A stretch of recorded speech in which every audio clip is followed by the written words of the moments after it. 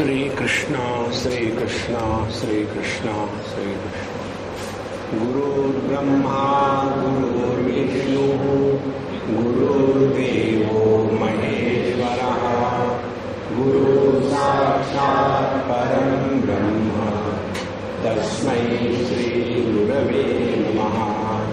तस्मै श्री गुरवे नमः।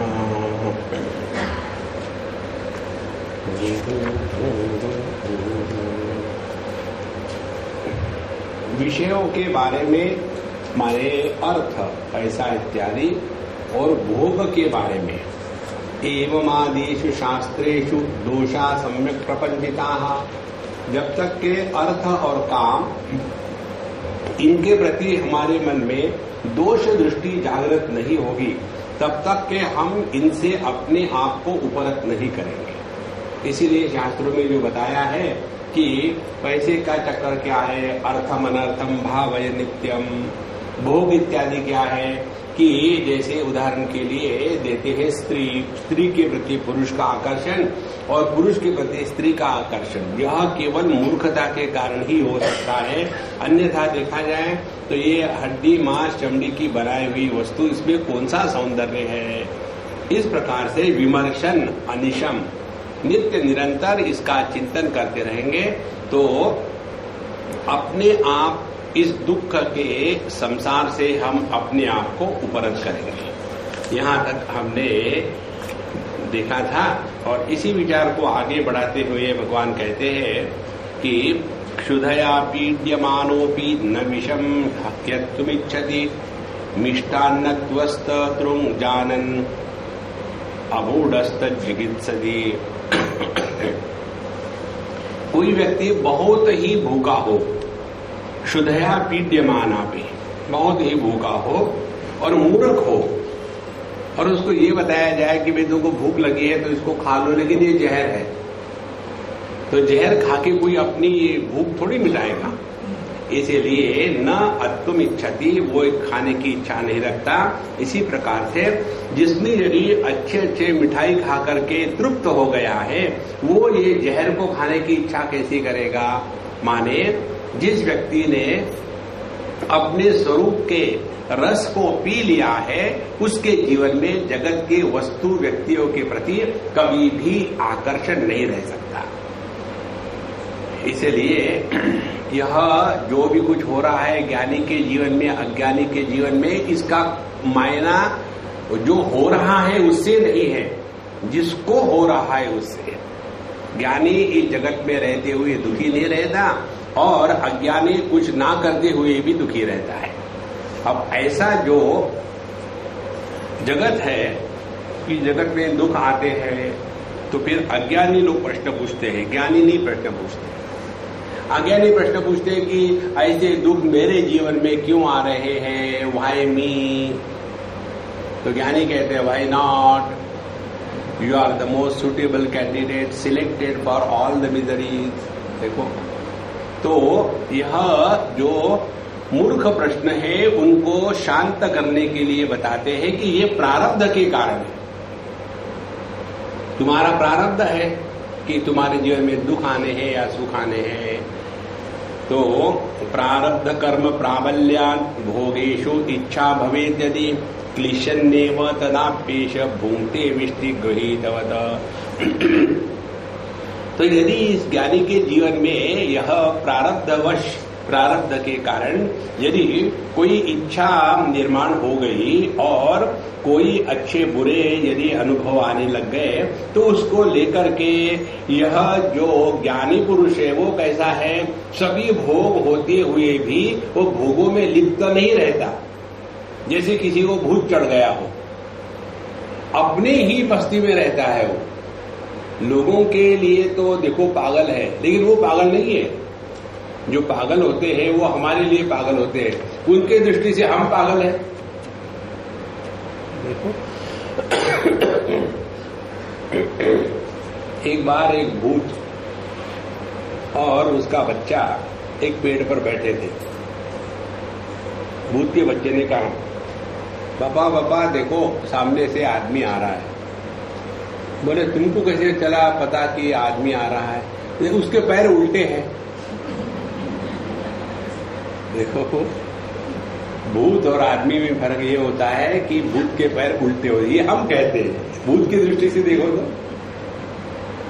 इसीलिए उनका जीवन टोटली भिन्न है। तो जो भी भोग इत्यादि आ रहे हैं, उन भोगों को वो ठीक है, अब आ गए तो भुगत लेंगे, लेकिन उसमें उनको कोई इंटरेस्ट नहीं माने हो या ना हो, दोनों उसके लिए समान है। इसीलिए प्रारब्ध का प्रभाव ज्ञानी पुरुष पर नहीं पड़ता। आगे कहते हैं, भुंजाना वा अपि बुधाः श्रद्धावंत कुटुंबिनः नाद्यापि कर्म छिन्नम इति क्लिश्यन्ति संततम। और कोई जरूरत नहीं कि ज्ञानी व्यक्ति सन्यासी ही हो। देखो, सन्यासी तो केवल मेकअप से होता है। जैसे टेलर लोग कहते हैं ना, God created man, we create gentleman. उसी प्रकार से God created man and the ochre robe creates a sannyasi. उसका ज्ञान से कोई भी मतलब नहीं है। इसीलिए कोई ज्ञानी हो, संसारी हो, कुटुंबी हो, गृहस्थ हो, श्रद्धावान हो, ऐसे व्यक्ति के जीवन में यदि अनेक प्रकार के सुख दुख के प्रारब्ध के फल निकल आते हैं तो कहते हैं न अद्यापि कर्म न छिन्नम, पता नहीं ये प्रारब्ध कब मेरा पीछा छोड़ेगा, बहुत हो गया, बहुत हो गया, ऐसा विचार करके क्लिश्यन्ति संततम, वो हमेशा परेशान रहते हैं कि लो माने ज्ञानी गृहस्थ व्यक्ति अपने सुख दुख को लेकर के किसी अन्य को बदनाम नहीं करता, इसका तात्पर्य है। क्योंकि मेरे ही प्रारब्ध है, माने इसके लिए मैं जिम्मेदार हूं। इस प्रकार से वो क्लिश्यन्ति, हमेशा क्लेश को प्राप्त करते हैं। लेकिन यह जो ज्ञानी व्यक्ति का संसार के भोग को लेकर के जो क्लेश है और अज्ञानी व्यक्ति का जगत के भोग को लेकर के जो क्लेश है, इसमें जमीन आसमान का अंतर है। देखो, अज्ञानी का जो क्लेश है वह दुख का कारण है और ज्ञानी का जो क्लेश है वह वैराग्य की अभिव्यक्ति है। तो कितना फर्क है। नायम क्लेशोत्र संसार तापः किंतु विरक्तता भ्रांति ज्ञान निदानो ही तापः संसारिक स्मृतः। अयम क्लेशः, यह जो दुख होता है ज्ञानी संसारी को इस दुनिया के भोग को लेकर के, पता नहीं मेरा पीछा कब छूटेगा, इस प्रकार से यह जो संसार का ताप है यह उसके जीवन में विरक्ति का तात्पर्य है। वैराग्य जब जीवन में होता है और भोग आते रहे तो पता नहीं ये कब तक होगा। और यह भ्रांति का जो कारण है वो अज्ञानियों में दिख पड़ता है। अज्ञानी तो दुखी होते हैं जीवन के भोगों को लेकर के, और ज्ञानी भोगों को लेकर के दुखी नहीं होते। केवल यही है, अब पता नहीं ये कब तक चलते रहेगा, वो दुखी नहीं है, उनकी विरक्ति है। इसीलिए जैसे फल पक जाता है तो अपने आप पेड़ से अलग होने लग जाता है। तो जितनी ज्ञान की निष्ठा दृढ़ होगी उतना जगत से व्यक्ति अपने आप उपरत होने लग जाता है। और यह जो उपरति है, ये उपरति प्रारंभ हो जाती है जगत के किसी व्यक्ति वस्तु के प्रति कोई आकर्षण नहीं बचा रहता। आकर्षण नहीं बचा रहता का तात्पर्य ये नहीं कि इसके साथ बात नहीं करेंगे, मुंह फुलाए बैठे हैं, क्या हो गया, क्या बताओ यार, वैराग्य हो गया, ऐसी बात नहीं। तो जगत में रहते हुए भी जगत के साथ ना कुछ लेना है ना कुछ देना है। यह जो वैराग्य की पराकाष्ठा है, यही जीवन का सौंदर्य है। इसलिए आगे कहते हैं, विवेकेन परिक्लिशन अल्प भोगेन द्रव्यति। यह जो ज्ञानी व्यक्ति है, विवेकेन परिक्लिशन, विवेक के कारण ये जीवन में आने वाले सुख दुखों को लेकर के परेशान होता है। लेकिन यह परेशानी दुख की अभिव्यक्ति नहीं है बल्कि वैराग्य की अभिव्यक्ति है। और इसीलिए अल्प भोगेन द्रव्यति, जितना मिला है बहुत हो गया और नहीं चाहिए। देखो, अन्यथा अनंत भोगे भी नैव तृप्यति कार्यचित। और जो अज्ञानी गृहस्थ होते हैं उनको जीवन में कुछ भी दिया जाए तो और चाहिए, उसका कोई अंत नहीं। तो इसीलिए ज्ञानी में तृप्ति होती है और जो भी मिला उसी से तृप्त है। और अज्ञानी को पूरी दुनिया दे दी जाए तो भी वो तृप्त नहीं रहेगा। इसलिए अन्यथा अनंत भोगे भी नैव तृप्यति कर्हिचित्। यह जो अज्ञानी है ये कितने भी भोग दिया जाए तो वो उससे तृप्त नहीं होगा। कारण क्या है? न जातु कामः कामानाम उपभोगे न शाम्यति हविषा कृष्णवर्त्मैव भूय एवापि वर्तते। कामः कामानाम उपभोगे न शाम्यति। हमारी इच्छाएं भोग करके शांत नहीं हो सकती। ये एक बहुत महत्व का सिद्धांत है। The more you try to fulfil your desire the more they get ignited. ये मालूम है कैसा है? जैसे खुजली। आदमी को जब खुजली हो जाती है तो खुजली करने से खुजली शांत थोड़ी होती है, और बढ़ती है और उसमें दुख नहीं होता, आनंद आता है। ब्रह्मानंदम खुजली आनंदम। देखो कर करे। तो यह जो विषयों के भोग को लेकर के हम यदि ये कल्पना करेंगे कि इस भोग को भोग लेंगे फिर त्याग देंगे, ये कल्पना गलत है। We have to grow out of the desires, not we have to fulfil our desires. ये जो बेसिक इक्वेशन है हमारे जीवन का, यही गलत है। इच्छाओं को पूरा करने से जीवन में परिपूर्णता आएगी, कृतकृत्यता आएगी, कभी नहीं होगा। देखो, और ये हमको हर जगह देखने को मिलता है।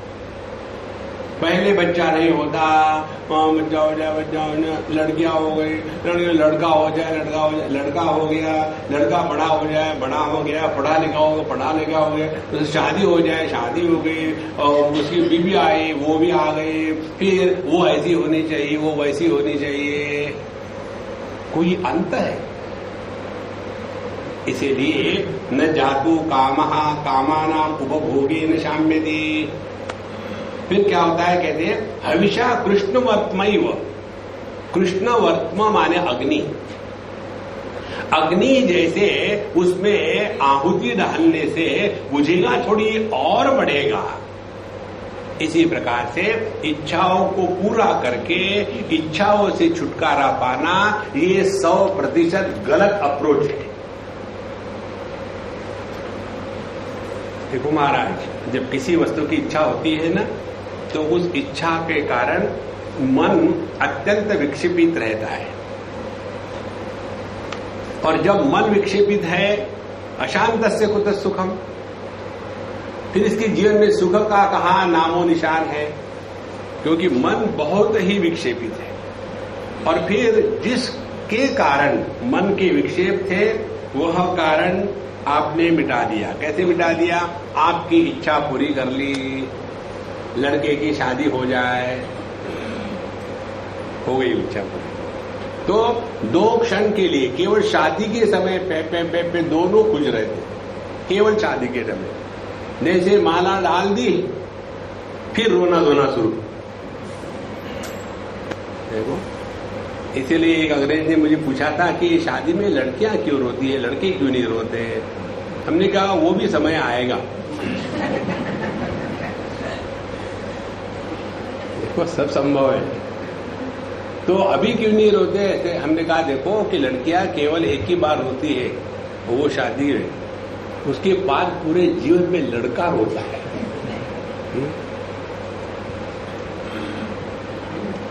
Dad, how much it costs to get married? Dear son, I don't know, I am still paying.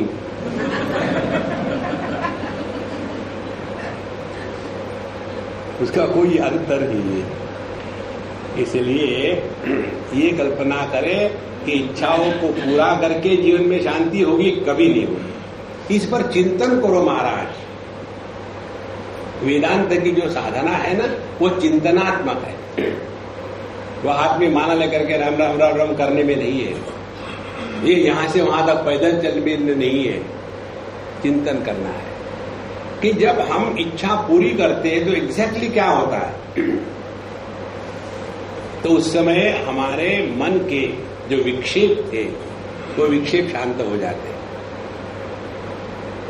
और वो विक्षेप कब तक शांत रहेंगे? जब तक कि दूसरी इच्छा का निर्माण नहीं होगा। बारिश हो रही है, गरम गरम चाय मिले तो कैसा बढ़िया रहेगा, इच्छा आ गई, चाय आ गया। पकोड़े होते तो और मजा आता, पकोड़े आ गए, मिर्ची के नहीं मन है, मिर्ची के आ गए, चटनी तो दी नहीं, कोई अंत है उसका? देखो महाराज, एक के बाद एक इच्छा की कतार लगी हुई है और इसीलिए एक इच्छा को पूरा किया, 2 क्षण के लिए शांति का आभास आया और जब मन शांत होता है तभी आनंद का अनुभव होता है। तो हम अपनी इच्छाओं को क्यों पूरा करते हैं? क्योंकि मन में जो इच्छा है यह नॉर्मल कंडीशन नहीं है। देखो, अपने बाइसेप्स को ये पहलवान लोग ऐसा करते हैं तो यहां इतना बड़ा एक लड्डू हो जाता है। तो एक पहलवान ने ऐसा किया, लड्डू हो गया यहाँ बाइसेप का। डॉक्टर के डॉक्टर साहब देखो यहाँ फोड़ा हो गया, इसको काटो। नहीं, काटेंगे नहीं, वो दिखाएंगे पब्लिक को। और दूसरे हाथ पर इतना बड़ा फोड़ा हो गया, डॉक्टर साहब देखो मेरी मसल। नहीं, तो फोड़ी को निकालेंगे, मसल को नहीं निकालेंगे। कारण क्या है? फोड़ा नॉर्मल नहीं है, जो नॉर्मल नहीं होता उसी को निकालते। इच्छा हमारे मन में यदि नॉर्मली होती तो हम इच्छा को पूरा करके निकालने का प्रयत्न कभी नहीं करते। इसीलिए इच्छा रहित स्थिति ही मन की सामान्य स्थिति है, ये समझो। इस समझदारी को कहते हैं आध्यात्मिक साधना। और ये समझदारी क्यों नहीं होती? क्योंकि हम दुराग्रही हैं। हमको जो भी बताया जाता है एग्जैक्टली नहीं करेंगे। देखो, हम जब जाते हैं बाबा जीओ के पास तो उनकी परीक्षा लेते हैं, असली है कि नकली है। और बाबा जी बैठे रहते हैं, वो भी देखते रहते हैं कि कौन कितने गहरे पानी में है, किसको क्या बताना चाहिए। उनको भी पता चलता है, लेकिन हमको नहीं पता चलता है, उनको पता चल रहा है। तो सबके साथ ऐसे बैठे हैं, लेकिन उनकी ये एक दिव्य दृष्टि होती है। देखते हैं कि this is a gone case, prognosis is great, there is no point in wasting time on that, readily straight away. और ये इसलिए होता है कि अगला नहीं सुनता, और नहीं सुनने का कारण दुराग्रह। ये जो दुराग्रह है इसी को कहते हैं कामना। हम चाहते हैं कि हर एक व्यक्ति हमारे जीवन में हमारे कहने के अनुसार चले, ये कभी नहीं होता। देखो, हम जो महात्माओं के पास जाते हैं अपने इच्छा को पूरा करने के लिए नहीं जाते हैं, अपने को इच्छा से मुक्त करने के लिए जाते हैं। लेकिन वहां जाकर के अपनी इच्छा को कहेंगे, महाराज मेरी बात कोई मानता ही नहीं, कम से कम आप तो मान लो। इसीलिए वो हमारे पास आते हैं। और फिर ये महाराज अच्छे हैं, हम जो कहते हैं वो मान लेते हैं। देखो संतो, इसीलिए यदि कोई ये कल्पना करे कि इच्छाओं को पूरा करके हम इच्छा से मुक्ति पाएंगे, ये गलत बात है। हमको इच्छाओं से ऊपर उठना है। तो हविषा कृष्णवर्तनेव भूय एव अभिवर्तते, जैसे घी डालने से अग्नि और प्रज्वलित होगा, उसी प्रकार से एक इच्छा पूरी हुई, दूसरी इच्छा चाहिए, वो पूरी हुई, फिर तीसरी चाहिए, फिर वो पूरी हुई, फिर चौथी चाहिए। और धीरे धीरे यह कामना का रूप लोभ में बदल जाता है। देखो, कामना से प्रारंभ होता है, जैसे गोमुख से गंगा जी प्रारंभ हुई, और जैसे जैसे हिमालय से निकली और समुद्र के तरफ जाने लग गई तो और कितना इकट्ठा कर लिया। इसी प्रकार से एक छोटी कामना होती है,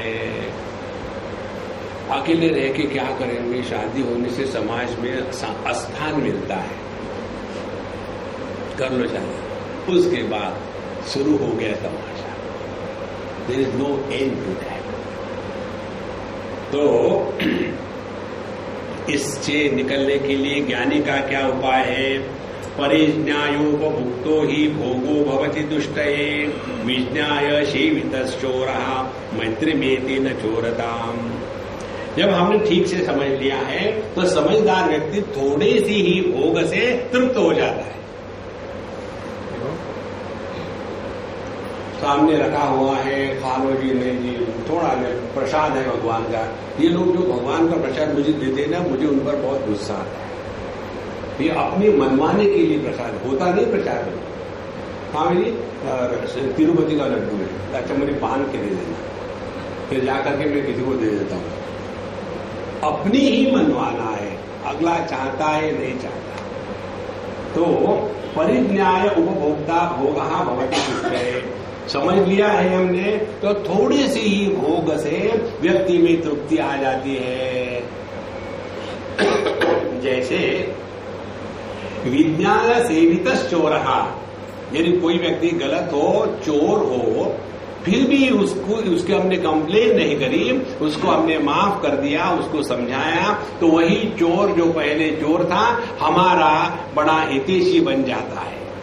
इसी प्रकार से जो कामना पहले हमको परेशान कर रही थी, समझदारी आ गई और थोड़ी सी ही भोग में तृप्ति आ जाती है। यही ज्ञानी और अज्ञानियों का भेद है। और इसलिए अपने इस भोग के प्रति सावधानी से रहिए। भोग को पूरा करना यह जीवन की साधना नहीं है। इच्छाओं को पूरा करना यह आध्यात्मिक जीवन नहीं है। देखो, आप देखेंगे जहां जहां इच्छाओं की पूर्ति का होता है ना, इच्छा बाबा, जहां जहां इच्छाओं को पूर्ति की कहानी होती है वहां आपको बहुत भीड़ भड़क्का मिलेगा, हजारों में। और जहां बताएंगे कि भैया ये इच्छा ही तो तुमको परेशान कर रही है, सब इच्छाओं को छोड़ो और अपने स्वरूप में बैठ जाओ, ये महात्मा जी को कुछ आता नहीं, कुछ सिद्धियां नहीं इनके पास। देखो, जैसे पहले आदमी बीमार होता है तो एलोपैथी में जाता है, वहां कुछ नहीं मिला, उसके बाद जाता है होम्योपैथी में, वहां कुछ नहीं मिला, वैसे के वैसे परेशानी बाकी है, फिर जाता है आयुर्वेद के पास, वहां भी कुछ नहीं हुआ, फिर जाता है नेचुरोपैथी में मड बाथ लेने के लिए, और वहां भी कुछ नहीं हुआ। अब क्या करें, चलो किसी बाबा जी के पास जाए। किस लिए? जिस कारण से हम एक एलोपैथी डॉक्टर के पास गए थे, उसी कारण से बाबा जी के पास जाएंगे। उसके पास क्यों गए थे? रोग के निवारण के लिए। तो बाबा जी के पास किस लिए जाएंगे? भगवान के प्राप्ति के लिए। हाँ, बाबा जी ये सब फेल हो गए, हुण तुसी ट्राई करो। और बाबा जी ने समझो ठीक कर दिया, बाबा जी ग्रेट। माने इच्छा का पूरा करना यही हमारे जीवन का लक्ष्य बन गया है। ये समझदारी जब जागृत होगी तब जाकर के हम योग्य दिशा में चल रहे हैं। और ये समझदारी जागृत तब होती है जब चिंतनात्मक जीवन होता है, चिंतायुक्त नहीं। मनसो निगृहीतस्य लीला भोगोल्पकोपि यहाँ तमेवा लब्ध विस्तारम क्लिष्टत्वाम बहुमन्यते। जिस व्यक्ति ने अपने आप के मन को ठीक से एकदम कंट्रोल कर लिया है और जीवन में जो भी भोग की वस्तुएं इत्यादि मिलती है उसी में वो अपने आप को तृप्त मान करके और मिले यह विस्तार की कल्पना कभी नहीं करता। देखो, हम लोगों के जीवन में देखा जाए तो हर चीज में कितना और एक्सपांशन कर सकते हैं, इसी में पूरा मन लगा हुआ है। और इसी के कारण इतना सारा सामान इकट्ठा हो जाता है घर में, फिर वो एक्स्ट्रा सामान को रखने के लिए एक कमरा और बनाना है, सामान नहीं निकालना। एक पति पत्नी का झगड़ा चल रहा था और लोग हमको बीच में ले आते, तो पति ने कहा, हम उनके यहाँ गए थे इडली डोसा खाने के लिए, तो कहते Swami ji, I had told my wife that I just came from Japan after a special session on management. वहां बताया था कि जिसका हमने पिछले 6 महीने से उपयोग नहीं किया वो अनावश्यक है, उसको निकाल डालो, तब जाकर के आपकी इन्वेंट्री ठीक रह सकती है, ये तो कचरा इकट्ठा हो जाएगा। कितना समझाया मैंने इसको, लेकिन ये मानती नहीं, घर में कितना सामान इकट्ठा करके रखा है। पत्नी उवाच, स्वामी जी उनको बोल देना पहले इनको ही घर से निकल जाना पड़ेगा, 6 महीने कुछ उपयोग नहीं हुआ। देखो, इसलिए जीवन में तृप्ति जितना मिला बहुत है, बहुत है। अलम अलम, इनफ इनफ इनफ। यह हमको भावना डेवलप करनी पड़ती है, जितना मिला बहुत है, इससे और ज्यादा नहीं चाहिए। योगक्षेमम महाम्यम। और इसलिए इस भोग का ये किसी भी प्रकार से विस्तार करना नहीं चाहता। कैसे? उदाहरण देते हैं, बद्ध मुक्तो महीपालो ग्राम मात्रे न दुष्यति परैहि न बद्धा न क्रांता न राष्ट्रम बहुमन्यते। एक कोई राजा था, उसको किसी युद्ध में पकड़ा गया और उसको जेल में डाल दिया गया, और उसके बाद कुछ समय के पश्चात उस राजा को मुक्त कर दिया गया और पूछा गया, हे राजा, तुम राजा थे, इसीलिए अब तुमको राज्य तो वापस नहीं देंगे, लेकिन इस गांव तुमको दे दिया है दान में, जाओ उस गांव में रहो। तो जो बंधन में था, राजा मुक्त हो गया, तो इस गांव से ही तृप्त हो जाएगा। Thank you very much. और जो राजा कभी ना तो बद्ध था, ना तो किसी के द्वारा जिसके ऊपर हमला बोला गया था, ऐसा जो राजा होगा उसके लिए पूरी दुनिया भी कम है। देखो, इसलिए जो व्यक्ति समझदार है, जिसने अपने बंधन को समझा है कि जगत के प्रति आकर्षण, राग, काम, क्रोध यही बंधन है, वो व्यक्ति उससे मुक्त हो गया, वही जीवन की सर्वश्रेष्ठ उपलब्धि है। इसीलिए विवेके जागृति सति दोष दर्शन लक्षणे कथम आरब्ध कर्मापि भोगे इच्छाम जनयिष्यति। अब यहाँ एक प्रश्न उठाते हैं, विवेके जागृति सति, जिसके जीवन में विवेक जागृत हो गया है, दोष दर्शन लक्षणे, और कैसा विवेक है कि अर्थानाम अर्जने दुखम, पैसे के कमाने में दुख है, उसको रखने में दुख है, उसके वितरण में दुख है, उसको छुपा के रखने में दुख है, सब जगह दुख ही दुख लगा हुआ है। उसी प्रकार से भोग कितने भी करो उससे कभी भी तृप्ति नहीं मिलती। ऐसे जो दोष दर्शन लक्षणे, ऐसे विवेक के द्वारा जिसके जीवन में विवेक जागृत हो गया है, ऐसे व्यक्ति के जीवन में कथम आरब्ध कर्मा भी भोगेच्छाम जनयिष्यति। तो ऐसे व्यक्ति के जीवन में यह प्रारब्ध कर्म किस प्रकार से भोग की इच्छा निर्माण कर सकेगा? यदि निर्माण कर सकेगा तो हमको कहना पड़ेगा कि प्रारब्ध आपके विवेक से भी तगड़ा है। देखो, जो व्यक्ति प्रारब्ध की बात करता है उसका विवेक वीक है, ये प्रश्न है विद्यार्थी का। आप तो कहते हैं कि इनका विवेक जागृत हो गया, फिर ये ऐसा क्यों कर रहे हैं? अब प्रारब्ध कैसे काम करेगा? विवेक जागृत होने के बाद प्रारब्ध काम नहीं करता। देखो, ये यहां बड़ा सूक्ष्म विषय है। प्रारब्ध का तात्पर्य है जो हमारे जीवन में आया है उसके लिए हम जिम्मेदार हैं।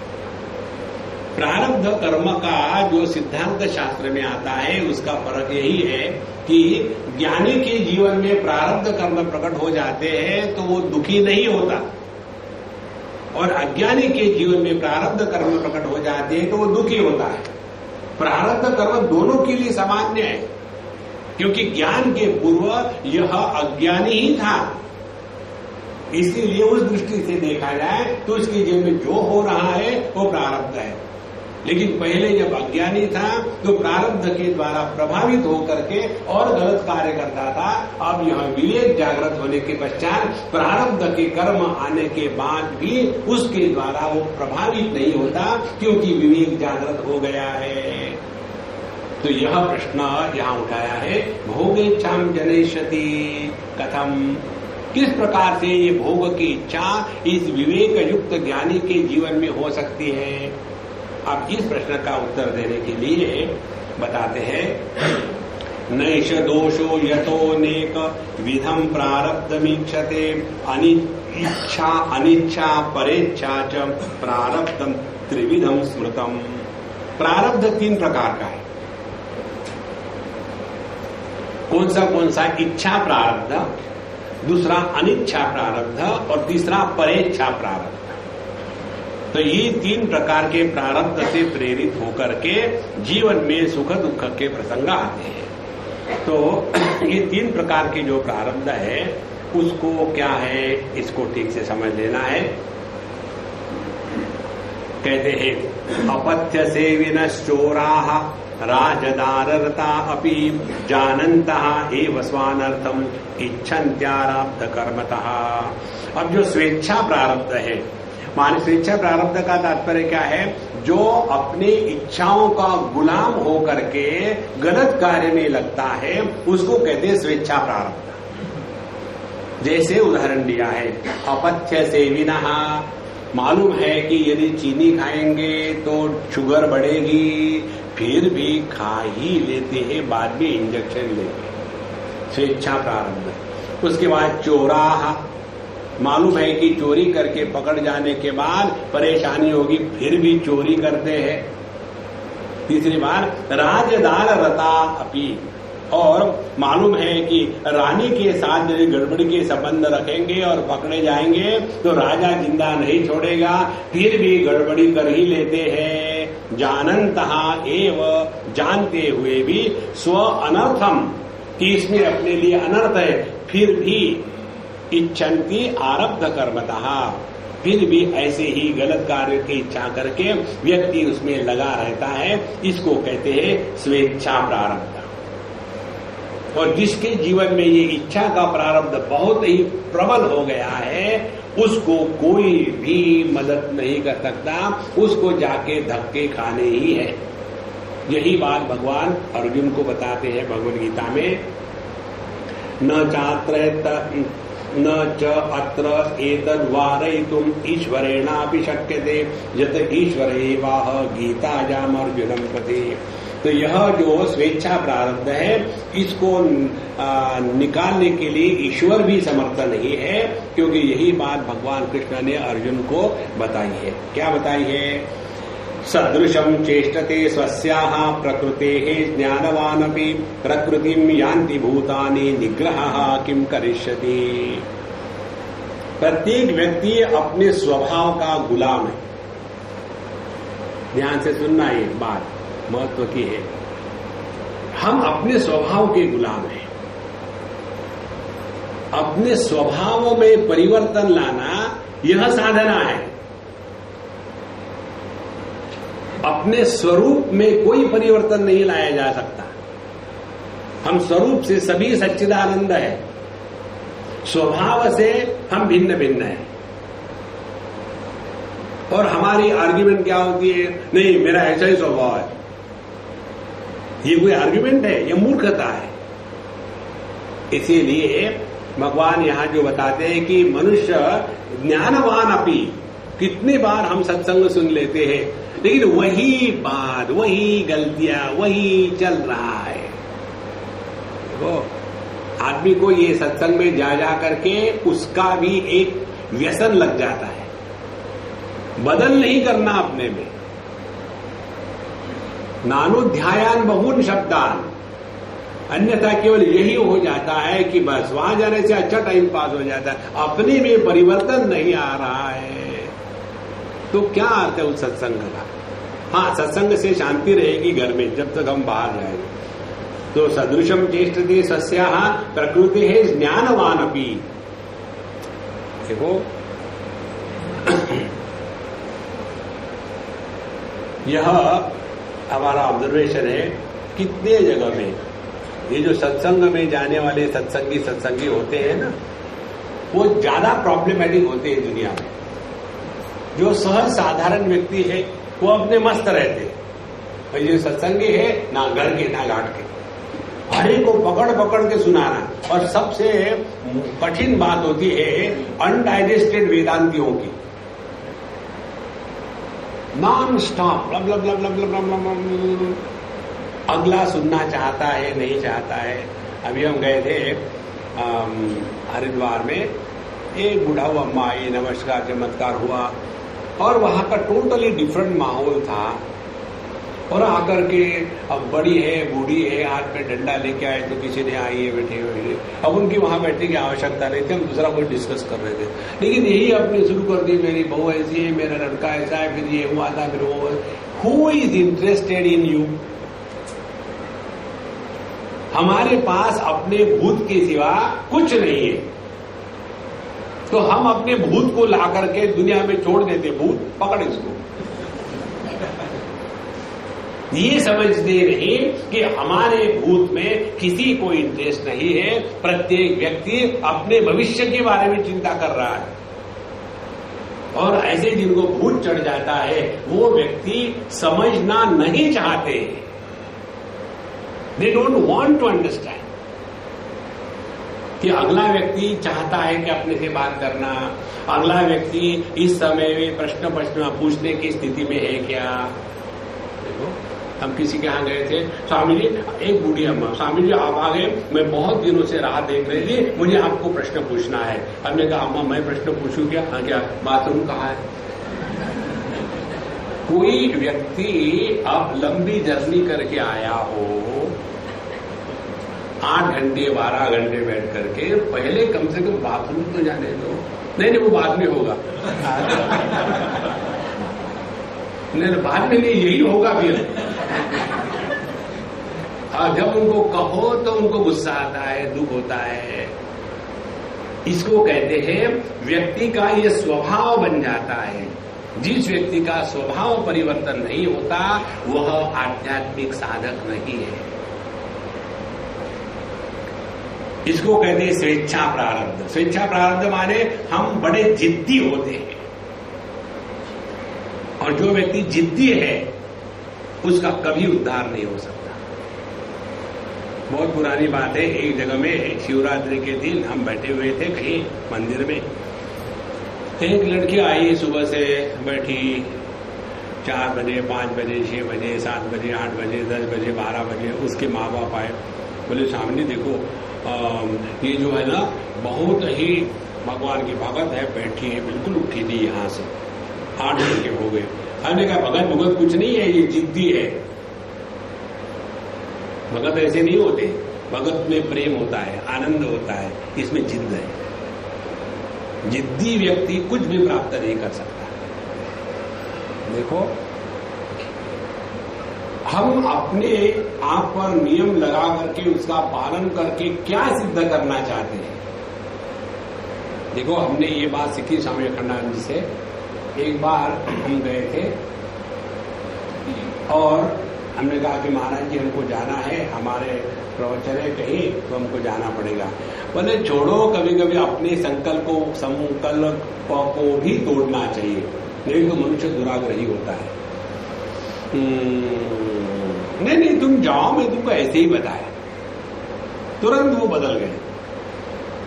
जब साधु संत हमारे कहने के अनुसार बदलते हैं तो अपना सत्यानाश गारंटीड है, और जब हम साधु संतों के अनुसार बदलते हैं तब अपना उद्धार गारंटीड है।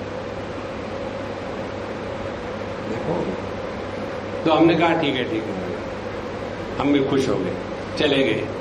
जहां गए वहां उतरे स्टेशन पर, कर्फ्यू। लो 2 लेक्चर बड़े आए लेक्चर देने वाले।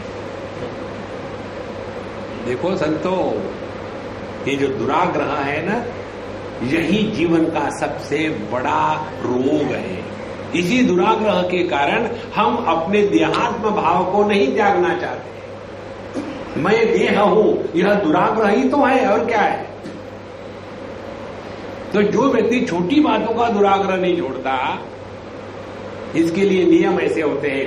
अपने घर में रहो तो 100% नियम का पालन करो। सुबह उठ करके आपको भ्रमरी प्राणायाम करना है, करते रहो। लेकिन किसी दूसरे के घर में गए, रात को सोए और सुबह 4 बजे उठे, सभी लोग शांति में मस्त है, और ये बाबा जी उठ करके नो नीड। तो अन्य के घर में है तो 50% नियमों का पालन करें। यदि प्रवास में है तो 25% नियमों का पालन करें। और यदि साधु संतों के संग है तो वो जो बताएंगे वो करेंगे। ये होती है साधना।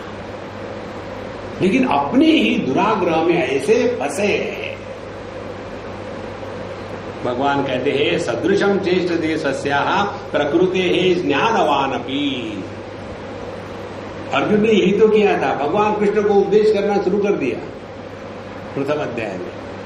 और प्रकृतिम यान्ति भूतानि निग्रहः किम करिष्यति। तो प्रत्येक व्यक्ति अपने स्वभाव का एकदम गुलाम है, और इसीलिए कितना भी जोर करे कि मैं साधना करूंगा, लेकिन जहां आया वहां गड़बड़ हो गई। इसीलिए स्वेच्छा प्रारब्ध से मुक्त होने के लिए हमको सब साधना करनी पड़ती है। अपने स्वभाव को बदलना है। नॉर्मली लोगों का यही होता है, मेरा स्वभाव बड़ा गुस्सेला है, तो कोई अच्छी बात है क्या। तो निग्रह किम करिष्यति। आगे इसी विषय को और बढ़ाते हैं। अवश्यम भावी भावानां प्रतिकारो भवेद्यदि तदा दुःखै न लिप्येरन् नलराम युधिष्ठिराः। यदि जो होना है उसको यदि कोई रोक सकता था तो इस दुनिया में नल, राम और युधिष्ठिर, इनको कभी जीवन में दुख आ ही नहीं सकता था। देखो 3 उदाहरण दिए, राजा नल और भगवान राम और युधिष्ठिर।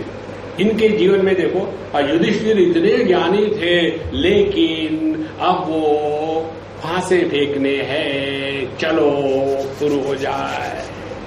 एक दोष बस। और वो जो उनका खेलना था, ठीक है, भगवान ने निर्माण किया है, स्वेच्छा प्रारब्ध। इसीलिए एक बात स्पष्ट समझ ले, अपने स्वभाव में परिवर्तन लाना यही साधना है। और जो व्यक्ति अपने स्वभाव में परिवर्तन लाने के लिए तैयार नहीं है, वो चाहे कुछ भी करे, उसका कभी उद्धार नहीं हो सकता। अच्छा, न चेश्वर न च ईश्वरत्वम् ईशस्य हीयते तावता यतः अवश्यम भाविता पेशाम ईश्वरेणैव निर्मिता। यदि ऐसा कहा जाए कि हमारी जो स्वेच्छा प्रारब्ध की स्थिति है, ये ईश्वर भी इसको नहीं मिटा सकता, तो इसका मतलब है ईश्वर से बढ़कर के प्रारब्ध हो गया। बोले नहीं, प्रारब्ध नहीं हो गया बड़ा, क्योंकि यह प्रारब्ध का जो सिद्धांत है ये ईश्वर ने ही तो निर्माण किया है। इसीलिए यह बताने का तात्पर्य शास्त्रों में यही है कि हम अपने स्वभाव को बदले, यही साधना है। ये सिद्ध करने के लिए नहीं है कि ज्ञानियों के जीवन में प्रारब्ध होता है। एक बार इसी को लेकर के एक आई थी लड़की मेरे पास, बहुत पुरानी बात है। स्वामी जी, महात्माओं के भी प्रारब्ध होते हैं क्या? हमने कहा होंगे। बोले फिर आपका प्रारब्ध क्या है? रत्तू। क्योंकि ईश्वर भी तुमको निराकार नहीं कर सकता। Nobody can change. तो फिर आप क्या करते हैं? प्रभु इच्छा। क्या कर सकते हैं? सहनम सर्व दुखानाम अप्रतीकार पूर्वकम। तो तुम तो मुझे साधना करने में प्रवृत्त करते, अपने स्वभाव में परिवर्तन लाना है बाबा। अच्छा, अब दूसरे प्रकार का जो प्रारब्ध था, अनिच्छा प्रारब्ध, उसकी बात कहते हैं। प्रश्नोत्तराभ्यामेवैतत् गम्यते अर्जुन कृष्णयोः अनिच्छापूर्वकं चास्ति प्रारब्धमिति तच्छृणु। अब अर्जुन ने भगवान को प्रश्न पूछा था और उस प्रश्न उत्तर के संदर्भ में इस अनिच्छा प्रारब्ध का वर्णन आता है। क्या कहता है अर्जुन तृतीय अध्याय में? कहता है अथ केन प्रयुक्तोऽयं पापं चरति पुरुषः अनिच्छन्नपि वार्ष्णेय बलादिव नियोजितः। हे वार्ष्णेय, हे वृष्णिकुलोत्पन्न, हे भगवान श्री कृष्ण, ये बताइए मनुष्य न चाहते हुए भी गलत काम क्यों करता है? अनिच्छा प्रारब्ध। पहले इच्छा प्रारब्ध हो गया। इच्छा प्रारब्ध माने डिफॉल्ट सेटिंग। हम अपने सेटिंग को बदलने को तैयार नहीं है।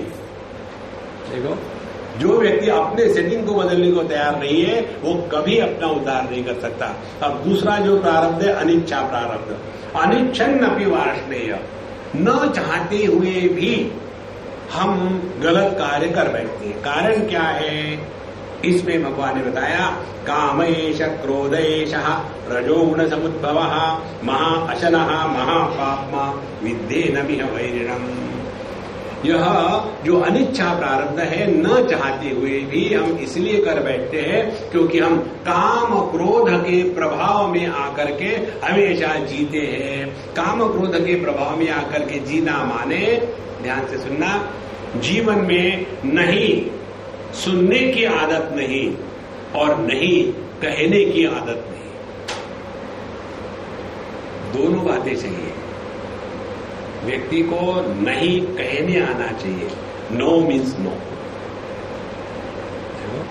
और उसी प्रकार से नहीं सुनने की आदत चाहिए। तब जाकर के हम अपने काम के प्रभाव से मुक्त हो जाएंगे।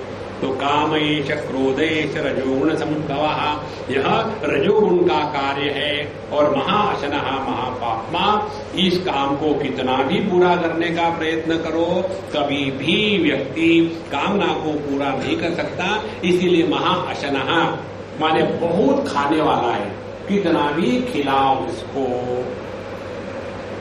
और महापाप्मा, जब क्रोध के द्वारा व्यक्ति प्रभावित हो जाता है तो किसी भी प्रकार का पाप कर लेता है। अब कल परसों आपने पेपर में पढ़ा होगा ना, एक व्यक्ति दुनिया को सुधारने में लगा हुआ है। क्या दुनिया को सुधारना है? संडे के दिन सोसाइटी में कोई काम नहीं होना चाहिए। अब क्यों सोसाइटी को लेकर परेशान हो रहे? लगने दो ना आग। हाँ, नियम तो नियम है। और उसके कारण उसको प्रेस्टीज इशू बना लिया और एक बच्चे की जान चली गई। जीवन भर में कुछ नहीं किया था, बहुत अच्छा जीवन है, लेकिन आखिरी में आकर के ये चक्कर में फंस गए। किसने बताया था ये सब धंधा? इसको कहते हैं अनिच्छा प्रारब्ध। तो रजोगुण जिसमें है वो व्यक्ति हमेशा दुनिया में ये करेंगे वो करेंगे, ऐसा करेंगे वैसा करेंगे, इसको मिलेंगे वैसे मिलेंगे, शांत नहीं रह सकता। तो महापाप्मा विद्धि एनम इह वैरिणम, यही हमारे जीवन का अनिच्छा प्रारब्ध जो है काम के रूप में प्रकट होता है। व्यक्ति जानता है कि ये गलत है फिर भी करेगा क्योंकि अनिच्छा प्रारब्ध प्रभावित हो गया। अच्छा, इसके लिए फिर और एक उदाहरण देते हैं।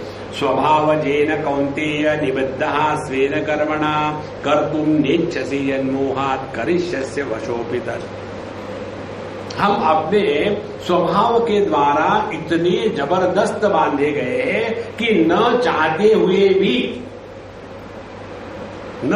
हुए करिष्यसि अवशोऽपि तत्, उसी के प्रभाव में, काम के प्रभाव में आकर के न चाहते हुए भी हम यह कार्य करते ही रहते हैं। इसको कहते हैं अनिच्छा प्रारब्ध।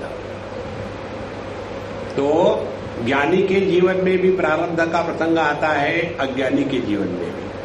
तो कौन से प्रसंग है? एक तो है स्वेच्छा प्रारब्ध, दूसरा है अनिच्छा प्रारब्ध और तीसरा है परेच्छा प्रारब्ध। अब परेच्छा प्रारब्ध क्या है? नानिच्छन्तो न चेच्छन्तः पर दाक्षिण्य संयुता सुख दुखे भजन्ते तत् परेच्छा पूर्व कर्म ही। अनिच्छन्ता, उसकी कोई इच्छा नहीं, और न इच्छन्तः, और किसी भी प्रकार की इच्छा इसलिए नहीं है कि उसको ना सुख चाहिए ना दुख चाहिए, फिर भी पर दाक्षिण्य संयुता, लेकिन लोगों को देख करके इसके मन में सुख दुख का निर्माण होते हैं। अरे अरे बेचारा उनका बड़ा हुआ सुख दुखे भजन्ति एतत्, दूसरा आदमी दुखी है और उसको दुख से निकालने के स्थान पर उसके साथ जुगलबंदी हो रही है। इसको कहते हैं परेच्छा, पर दाक्षिण्य संयुता परेच्छा पूर्व कर्म ही। इसलिए महाराज ये 3 प्रकार के जो प्रारब्ध है ना, इसको हमने लिखा है इसमें कि देखो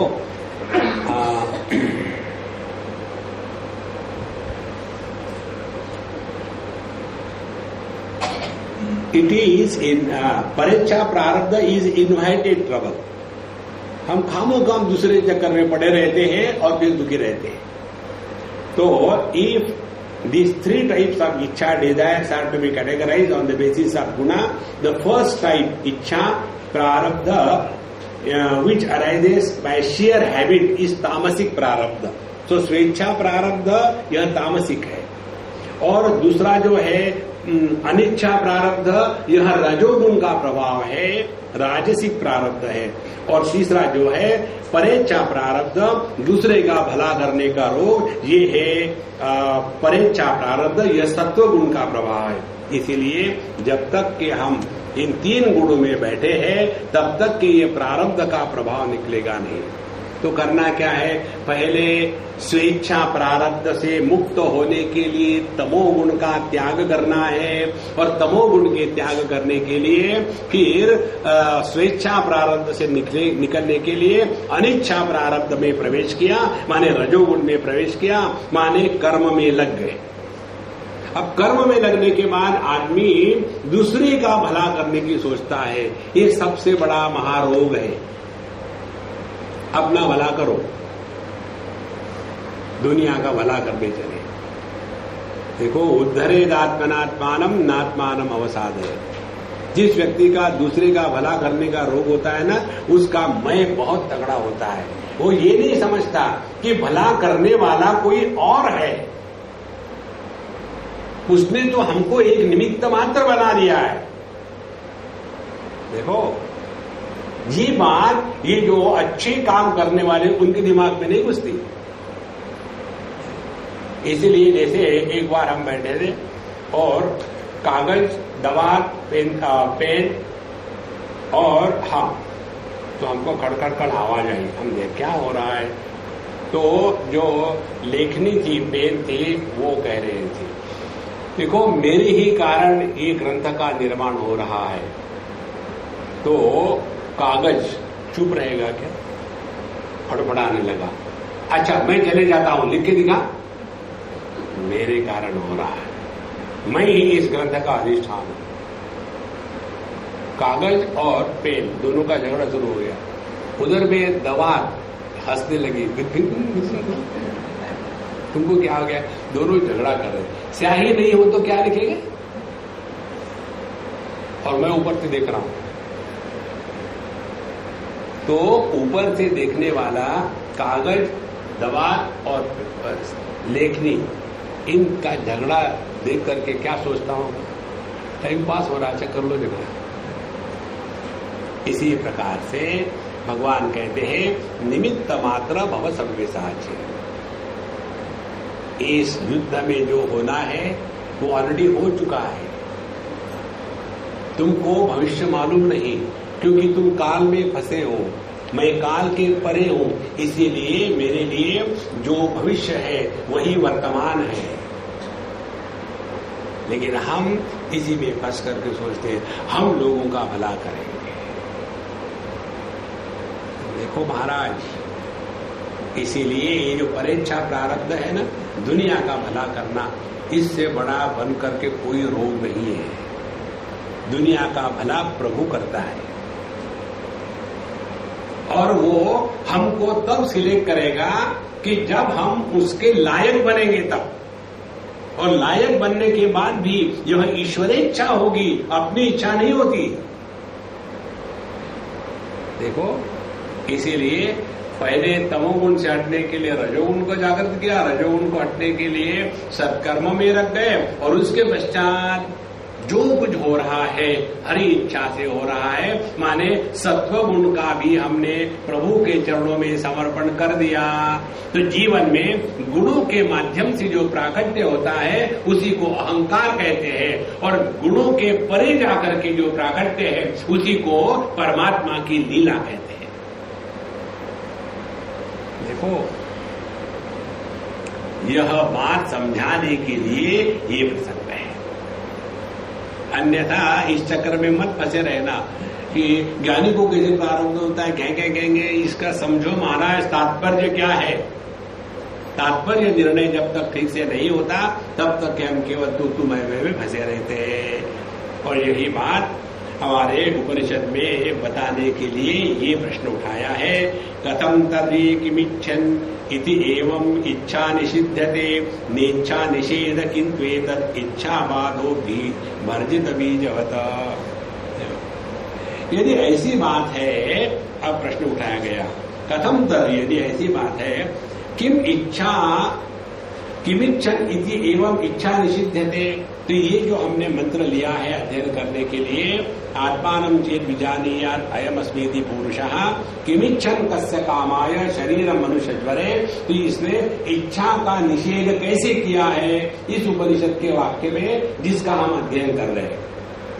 तो बताते न इच्छा निषेधः, किंतु महाराज यहाँ इच्छा का निषेध नहीं कहा है, क्या कहा है, इच्छा बाधा। इच्छा बाधा माने उसके जीवन में किसी भी प्रकार के इच्छा का प्रभाव नहीं रहेगा, किसी भी प्रकार के प्रारब्ध का प्रभाव इस ज्ञानी के जीवन में नहीं रहता, यह बताने के लिए बताया है।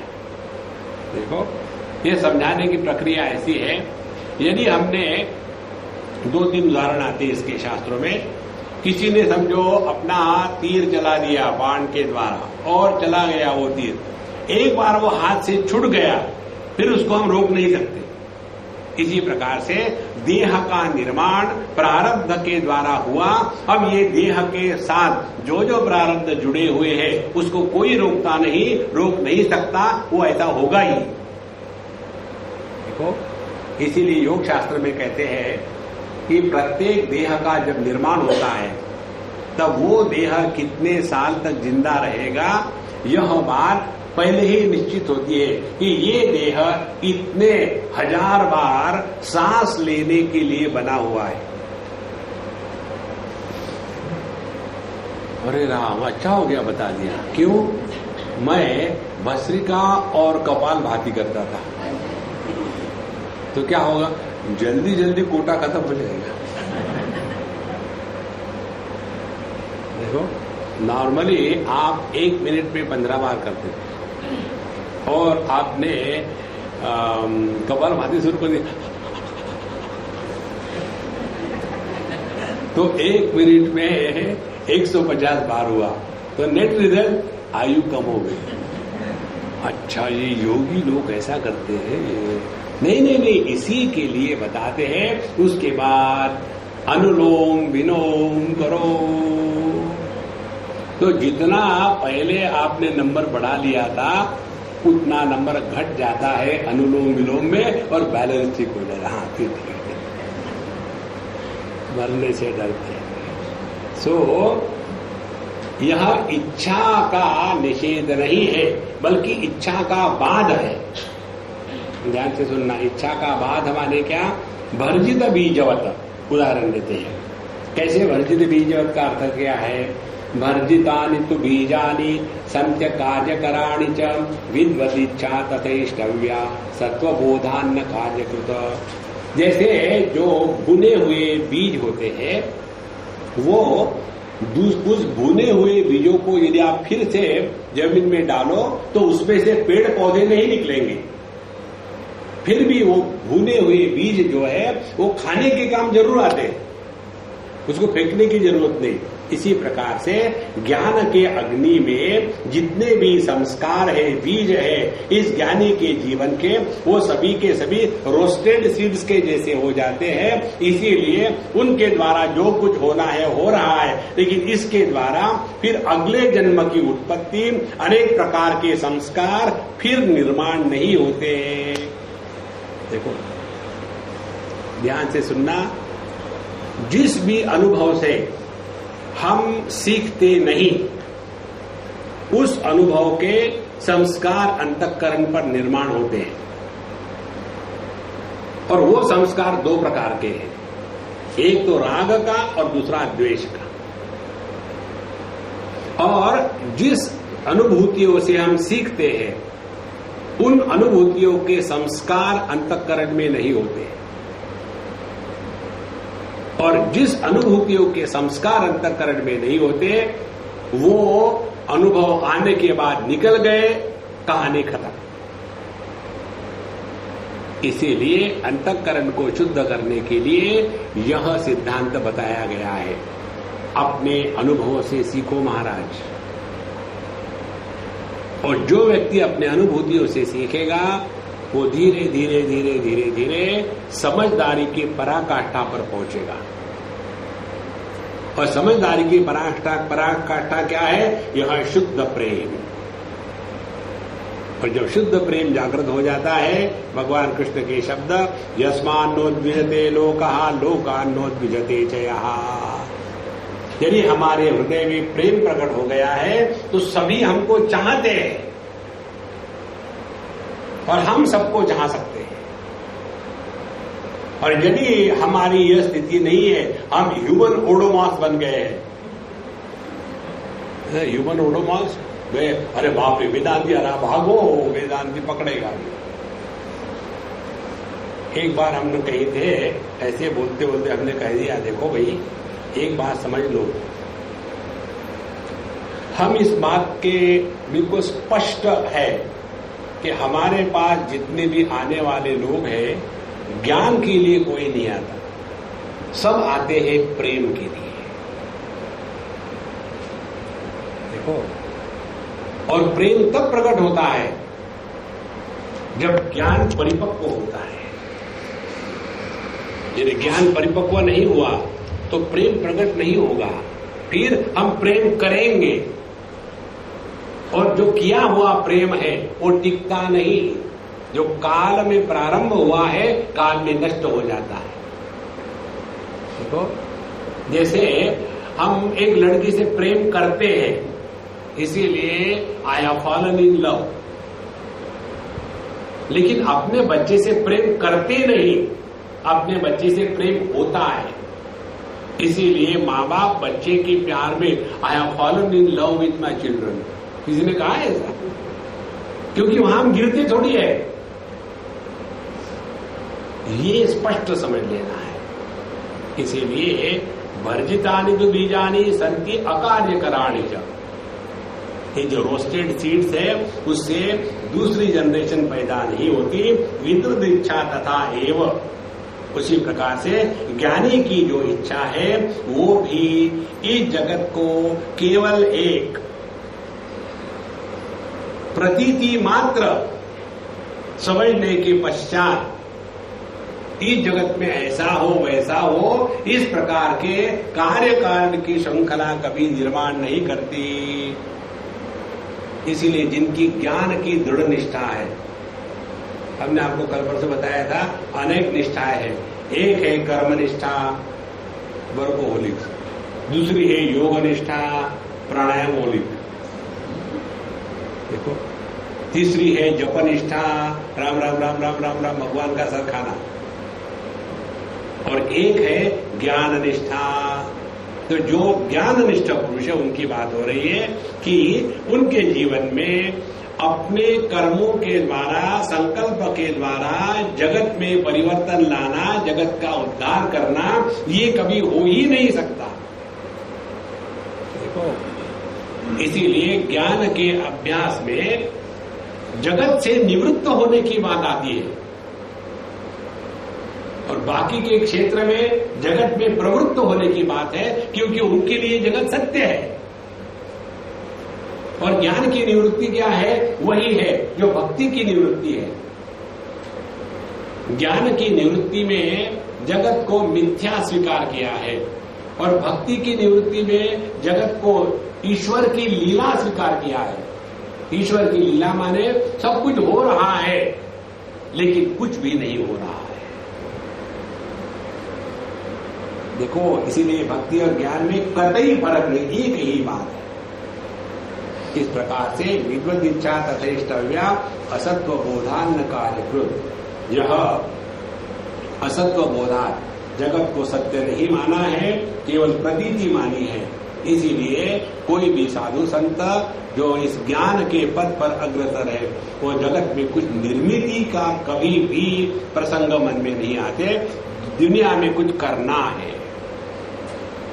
देखो महाराज, संकल्प प्रभवान कामान त्यक्त्वा सर्वान अशेषतः। मन में एक भी संकल्प आ जाए कि अमुक अमुक करना है, समझ लो आपने अपने कबर को खोदने के लिए पहला घाव लगा दिया जमीन, खुद गई आपकी कबर। इसलिए ज्ञानी व्यक्ति की जो इच्छा है वो कुछ निर्मिति नहीं करती, क्योंकि जगत को किसी भी प्रकार से उन्होंने सत्य नहीं माना। दग्ध बीजमा आरोहेपि भक्षणायोपयुज्यते विद्वदिच्छाप्यल्प भोगम कूर्यान्न व्यसनम बहु। जैसे दग्ध बीज जो है, जो रोस्टेड किया हुआ बीज है, ये बोने के काम नहीं आता, लेकिन भक्षणाय उपयुज्यते, लेकिन खाने के काम जरूर आ जाता है। उसी प्रकार से विद्वदिच्छा अल्प भोगम कुर्यात्, जितना है उसमें संतुष्ट है, और न व्यसनम बहु, उस इच्छा के पूर्ति से वो इच्छा बढ़ती नहीं। जैसे यह जो दग्ध बीज है, रोस्टेड सीड है, उसको बो करने से उसमें से पेट नहीं निकलता, लेकिन वो खाने के काम आता है जरूर। इसी प्रकार से विद्वत इच्छा जो है वो अपने भोग का तो निर्माण करेगी, लेकिन उसमें से फिर और भोग बढ़े, यह जो कल्पना है, प्रोजेक्शन है, ये मन में कभी निर्माण नहीं होता। इसीलिए विद्वान व्यक्ति वर्तमान में हमेशा तृप्त रहता है, कुछ करना बाकी नहीं है। एतद् बुद्ध्वा बुद्धिमान स्यात् कृतकृत्यश्च भारत। भगवान कहते हैं इसको बोध, इसका बोध होने के बाद कृतकृत्यश्च भारत, कुछ भी करना बाकी नहीं। There are no loose aims left in life. Right now there is complete fulfilment, right here in this very moment.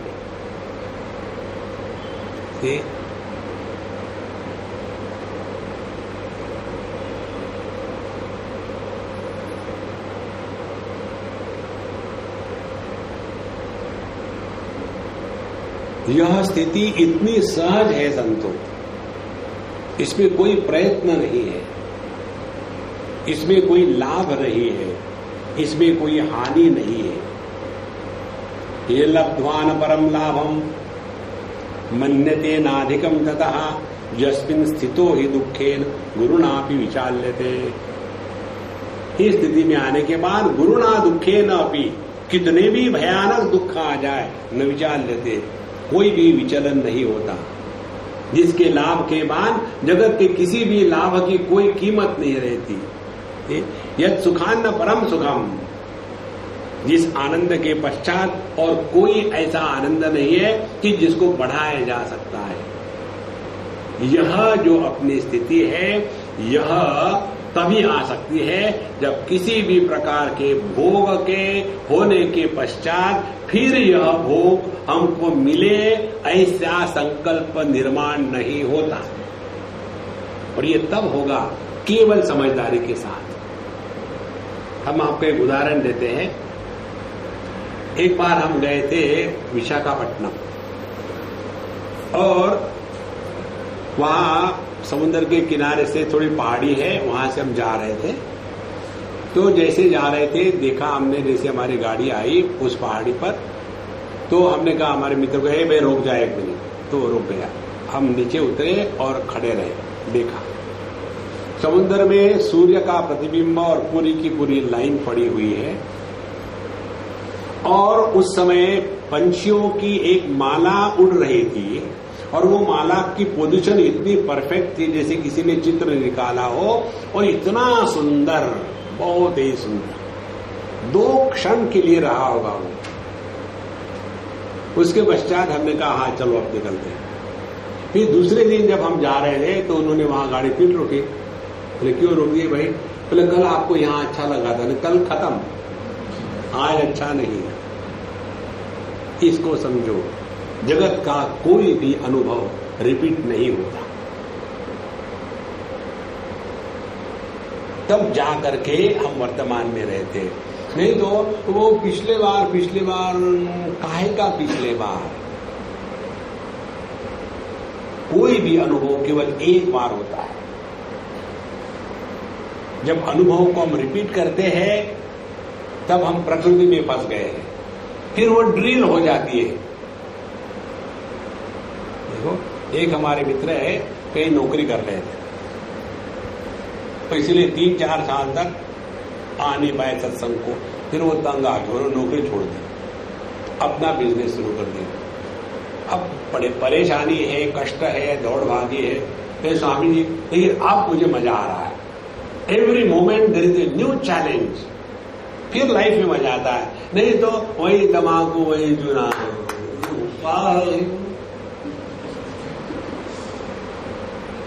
जीवन ऐसा नहीं होता। इसी प्रकार से जो साधना है वो भी मैकेनिकली नहीं होनी चाहिए। सब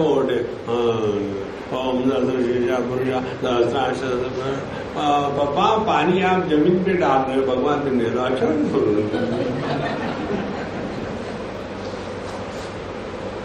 तो ये लाइफ जब मैकेनिकल हो जाता है ना, जीवन का रस खत्म हो जाता है।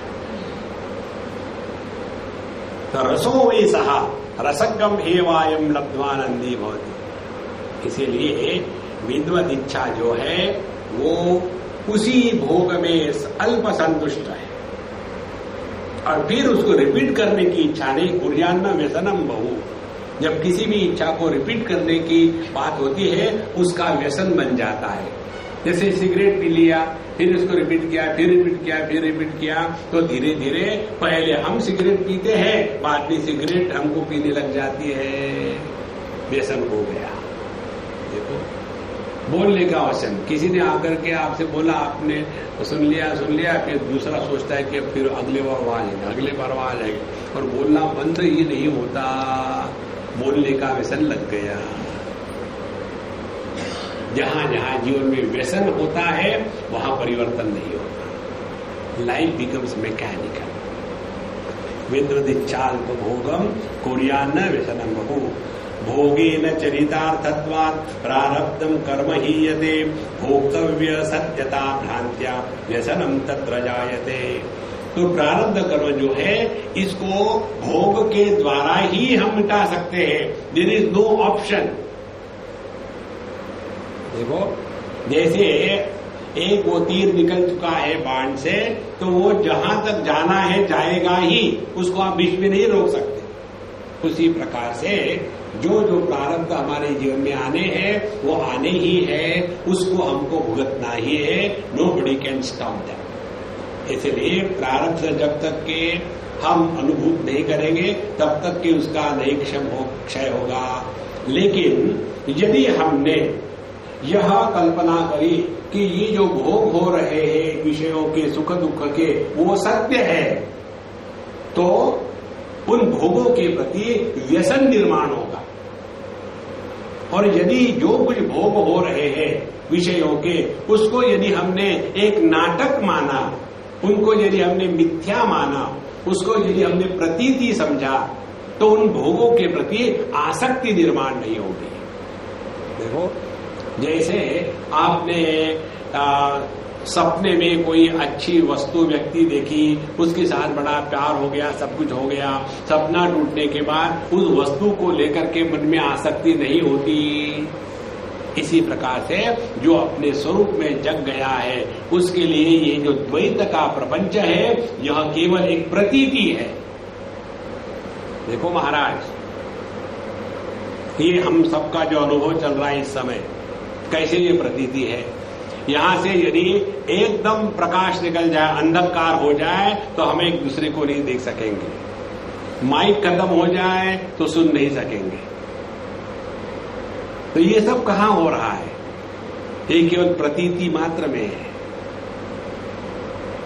जो जो अनुभव परिस्थिति विशेष में प्रकट होते हैं वो सब के सब अनुभव प्रतीति मात्र होते हैं।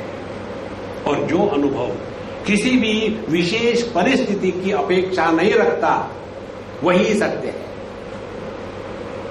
तो अपना जो होना है इसके लिए किसी भी परिस्थिति विशेष की कोई आवश्यकता नहीं, चाहे जागृत रहे, स्वप्न रहे, सुषुप्ति रहे, समाधि रहे या ना रहे, अपना होना निरपेक्ष सत्ता है। देखो संतों, तो फिर ये फालतू के जो विषय है ना, प्रारब्ध कर्म, पिछला जन्म, अगला जन्म, पाप वो पुण्य, उनको क्या लगेगा, किसी को दुख देने का हमको क्या अधिकार है। आप दुनिया में किसी को दुखी नहीं कर सकते, आप दुनिया में किसी को सुखी नहीं कर सकते। सुखी इसीलिए नहीं कर सकते क्योंकि आप दुखी हो, दुखी इसलिए नहीं कर सकते क्योंकि हर एक आदमी ऑलरेडी दुखी है।